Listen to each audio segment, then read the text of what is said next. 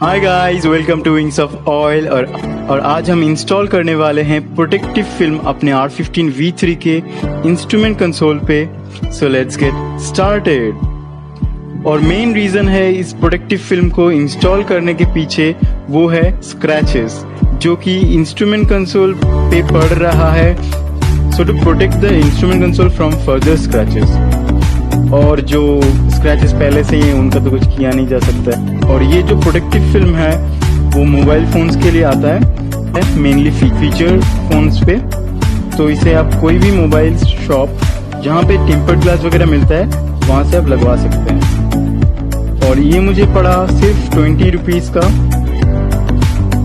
और शॉपकीपर ने ये एश्योरेंस भी दिया है कि रेसिड्यू फ्री पील ऑफ का, जिसका मतलब होता है रिमूव करने पे ये कोई भी ग्लू मार्क्स नहीं छोड़ेगा आपके इंस्ट्रूमेंट कंसोल पे।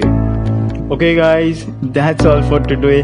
आई होप कि ये सिंपल और शॉर्ट वीडियो आपको पसंद आया होगा।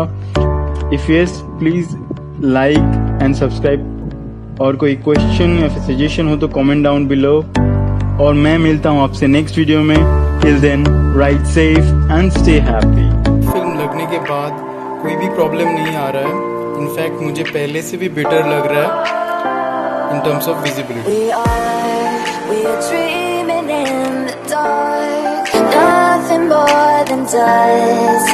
Search but you stay lost. We are